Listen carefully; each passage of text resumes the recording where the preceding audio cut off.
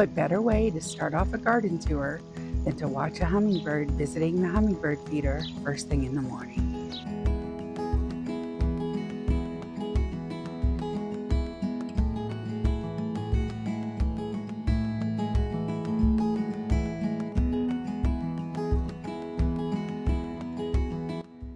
Let's go for a walk and take a tour. It is about 80 degrees outside. Today is going to be another extremely hot day at Molly's Firehouse. It's windy right now, so it's very, very lovely. The birds have really been visiting this water feature during this hot spell, which we're expecting about 100 degrees today. We make sure to have plenty of water in the bird baths for the birds to enjoy. The sun's already starting to come up. It's getting a little bit toastier. One of the things that I'm doing early this morning is watering the trees because I have noticed that they're looking a little parched. We'll go over and take a look at this one. This is our dogwood tree in front of Sparkles Clubhouse. This is where our new bird studio is going to be. Oh yeah, it's had plenty of water. You can see these leaves, look. They're very dry. Even though it's been getting plenty of water, it's still parched. Let's see what we have next. While we're walking the hose to the next tree, let's go take a look at the sunflowers. Now you can see the tree back there in the corner. The pink dogwood is really gotten dry, even though it's gotten plenty of water. And it's a little bit concerning, but I'm really hoping that it will pull through. Now it's time to pay a visit to the sunflower garden.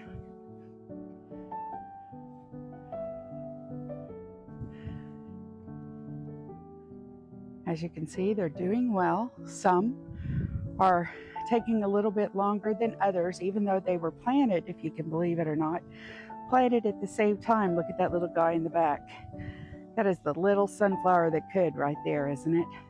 It's also been too hot to trim and get this grass cut down around the border, but again, it's just too hot. So this one is just about as tall as I am, and it's going to be really tall. I'm hoping 10 to 11 feet. These should be 10 to 11 feet, but I don't know.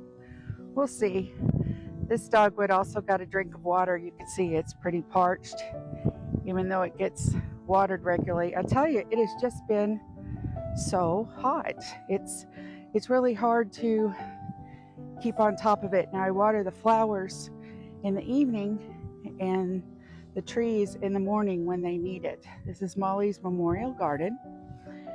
The black-eyed Susans are starting to show a little bit of wear, but honestly, this has been blooming for a couple of weeks, so it's truly amazing how their staying power. I have some in a vase, and they still look good after a week. There's a stone crop. That's going to be the last thing that blooms. There is our milkweed, complete with some milkweed pods. So eventually those are going to open, and the seeds will disperse, and hopefully we'll have more milkweeds next year.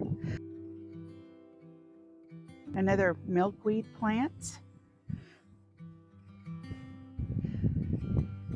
This is the statue that we were referring to in one of our recent shorts. That's a statue of Molly.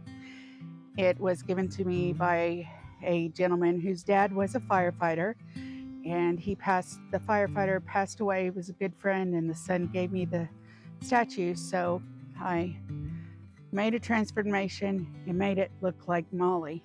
And when you look at her picture and you look at this statue, you can hardly tell the difference. I do have another statue. I'm going to make it look like Sparkles, my very first fire safety dog, and it's going to go in front of Sparkles Clubhouse. That clubhouse is named in honor of Sparkles. With the help of First Alert, we had this building built in 2011. It housed our set for our live stream for our fire safety show, as well as Sparkles Clubhouse. and we're currently converting it in to a bird garden and nature studio. So looking forward to that. It's called Miss Molly Bush. I believe it's a type of butterfly bush someone had shared with me. So we transplanted it last year from, see that where Molly's statue is right there just in front of the well? That is where the Miss Molly bush was. And honestly, it was getting way too big. You couldn't see the wishing well, and the statue was in the process of getting obstructed. You couldn't hardly see it. So I decided to move it. Now, it has struggled, but it's finally starting to come back, thank goodness. You could also tell I haven't been outside to weed, just too hot. This is the butterfly garden, and I only planted from here to here this year, and I'm hoping next year to expand this garden, get a little bit braver and expand this garden. But these are some of the zinnias that we have. I think these are beautiful. Isn't that a gorgeous color? Now I planted these in little grids, so you'll notice that these are zinnias that have different colors in different places. Look at that. The bees and the hummingbirds love this. This is the fairy garden, and you'll notice this is a mix. We just took a mix, my granddaughter just took a mix of sunflower seeds, threw them onto the ground, and this is what came up. This is my favorite. Isn't that gorgeous?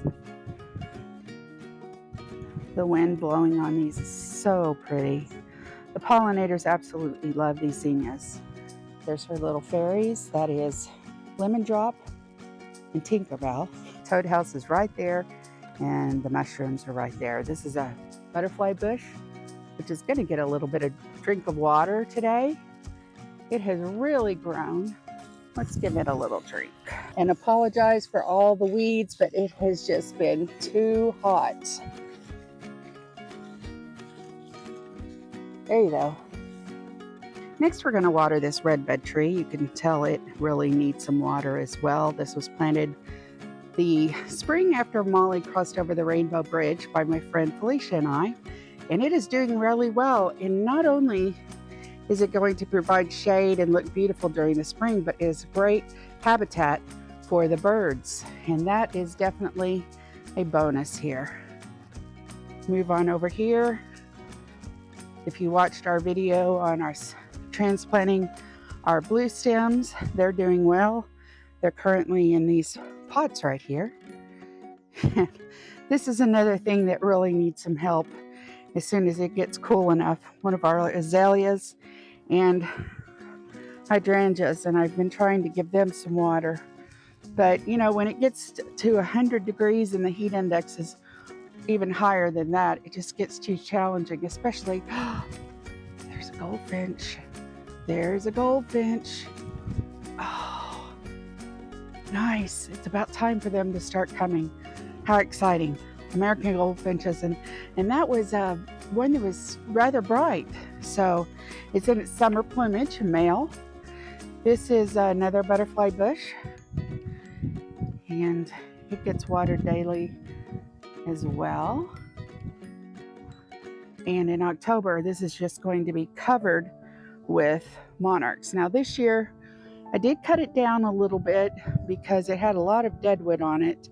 I wasn't going to. I was going to let it get really big. Last year, it got up to about as tall as the top of that piece of barnwood there, that barnwood door.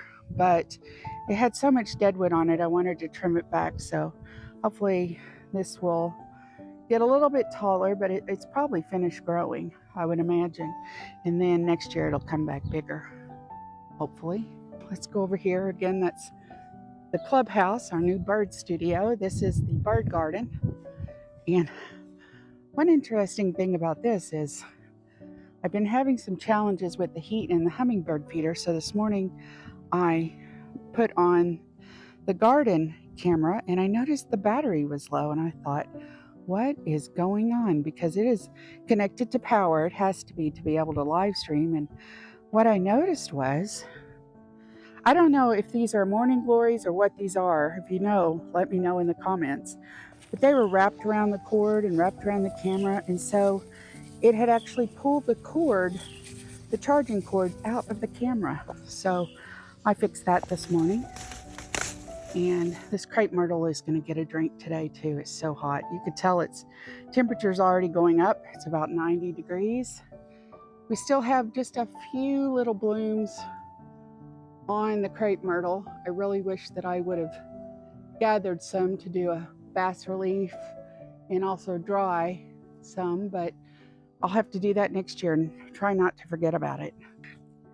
This tree was planted, I believe, in December 2021. It was a little bitty guy. It was one of those trees that you get at a big garden center, and a Christmas tree in a bucket. And so I just took the tree and planted it, and all these years later, this is the height. And I'm glad it's a slow growing tree. That's exactly what I wanted. The last thing I want is for it to overpower the Firehouse. These are our bee balm.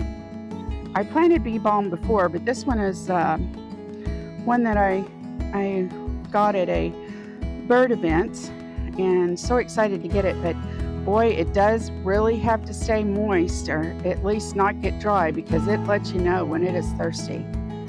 This is a grass that just did its thing. It just popped in this space that I have in this rock garden here, and you know what? I love it. At first I thought, well, what is that? But now I really love it. I think it's pretty. Canna lilies, they're going to be little itty bitty. There's Bowden looking out through the window. Hi, Bowden. It's just too hot for him to come out. I have my hanging baskets in the shade. You can see I also hung my hummingbird feeder in the shade. Time to get back to watering. I hope you enjoyed this stroll through the gardens. Thank you so much for joining us on this beautiful morning. Subscribe to our channel for more garden fun. Have a wonderful day. Stay safe.